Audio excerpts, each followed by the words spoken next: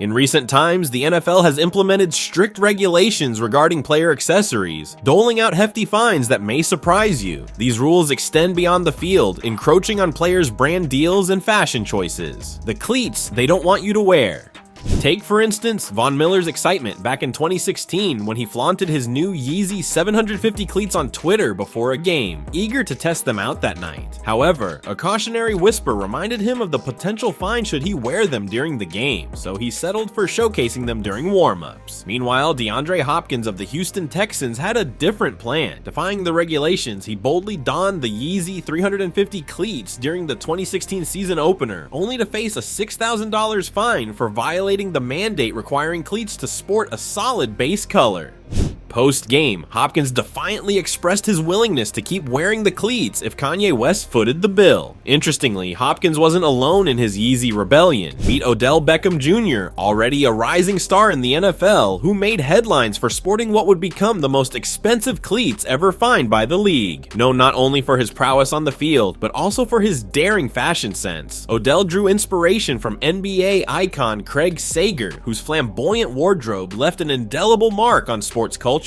Sager's audacious style, characterized by outlandish designs and vibrant colors, earned both admiration and criticism from athletes and fans alike. Despite some naysayers, his confidence remained unshakable, influencing individuals like Odell who revered him. However, tragedy struck when news broke of Sager's passing, leaving Odell devastated. In a tribute to his late friend, Odell conceived the idea of custom cleats that would immortalize Sager's legacy. Determined to ensure Sager's memory endured, Odell pushed the boundaries. Their insistence on adhering strictly to team colors led to an $18,000 fine for Odell, effectively banning the commemorative cleats. Other notable players like Adrian Peterson and Sammy Watkins also flirted with fines by donning various Yeezy cleat models. Rumors circulated that Adidas, the brand behind Yeezy, might intervene to cover these fines, ensuring players continued to flaunt their kicks. Beyond on-field gear, the NFL has extended its crackdown to players' off-field engagements with certain brands. Banned Beats headphones. The NFL's partnership with Bose Headphones, inked a few years ago, not only granted the company visibility through coach headsets, but also imposed a strict ban on any other headphone brand for players, coaches, or anyone affiliated with the league. This restriction extended to various settings, from pre-game rituals to post-game interviews, essentially covering any appearance at an NFL event, including training camps and off-season activities. Despite the popular appeal of Beats headphones, the league's policy unequivocally prohibited their use, emphasizing adherence to NFL regulations dating back to the early 1990s.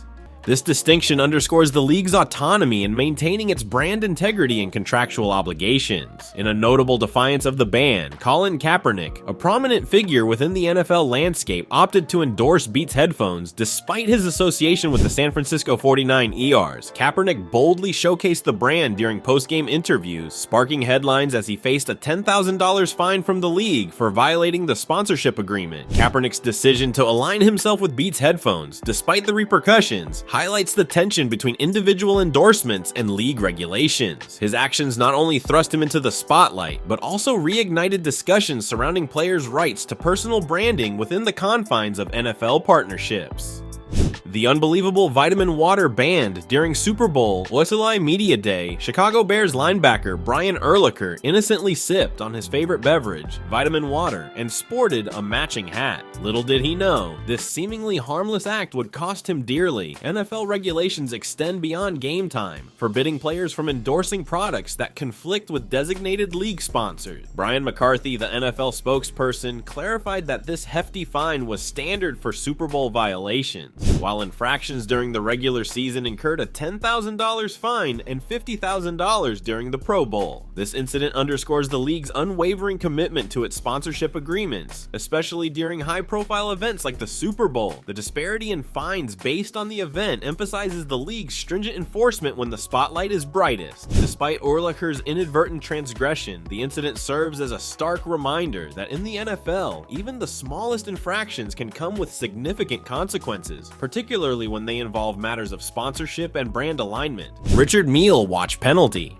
In a display of opulence, Odell Beckham Jr. adorned himself with a Richard Mille watch during a game, boasting a staggering retail value of at least $350,000. This marked the most expensive piece of equipment ever worn during NFL gameplay. While the league had no explicit rule against players wearing jewelry, a policy prohibited the presence of hard objects on the field, prompting the league to intervene and instruct Beckham to refrain from wearing the watch during games. Undeterred by the league's directive, Beckham doubled down on his extravagant display by wearing an even more exorbitant Richard Mille watch valued at a jaw-dropping $2 million. However, Beckham limited its appearance to warm-up sessions, avoiding any further penalties from the league. While his actions may have pushed the boundaries of acceptability, they also underscored the larger conversation surrounding individual expression within the confines of professional sports. Despite the ban on wearing the watch during games, Beckham's willingness to showcase such lavish items highlighted the allure of luxury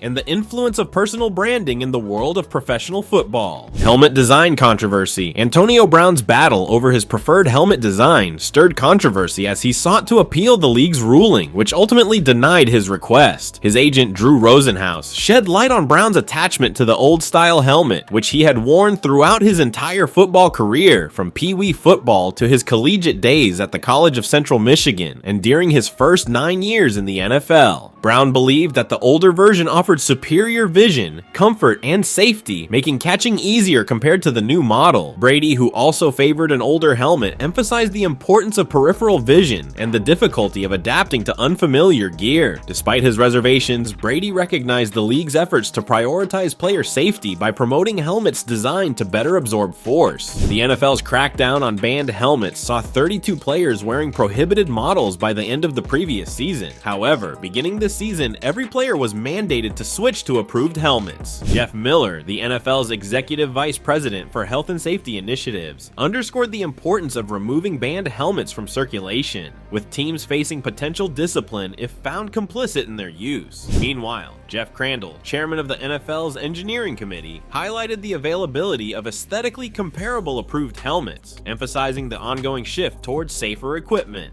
The joint decision to prohibit certain models aimed to further incentivize players to opt for helmets offering superior protection, thereby safeguarding their health and well-being on the field. Banned headwears. The NFL's regulations on player attire extended beyond skull caps to encompass a ban on personal messages, a rule that caught Saints linebacker Demario Davis off guard. During the 2019 season, Davis wore a headband emblazoned with the phrase "Man of God," unaware that such expressions were prohibited by the league. Despite the headband being concealed under his helmet and matching the team colors, Davis incurred a $7,000 fine, leaving him feeling blindsided by the enforcement. D'Angelo Williams, who honored his late mother and 4 aunts, all of whom succumbed to breast cancer by wearing Find the Cure Eye Black for 5 years. Despite the universally recognized cause of breast cancer awareness and the NFL's dedicated month of support, Williams' request to wear pink cleats and wristbands following his mother's passing was denied by the league. Consequently, he continued wearing the eye black, only to be fined nearly $6,000 during the 2015 season, highlighting the NFL's strict enforcement of uniform policies. While some may argue about the appropriateness of religious expressions or the significance of supporting charitable causes, the NFL's stance on uniform regulations remains steadfast, emphasizing brand alignment and sponsorship agreements above personal expressions or charitable gestures. Odell Beckham Jr.'s bold fashion choices have often made headlines, and his decision to wear a Supreme sleeve during pre-game warm-ups and even during a game with the Giants was no exception. Beckham's willingness to flaunt the Supreme brand on and off the field demonstrated his disregard for traditional norms and his affinity for personal expression.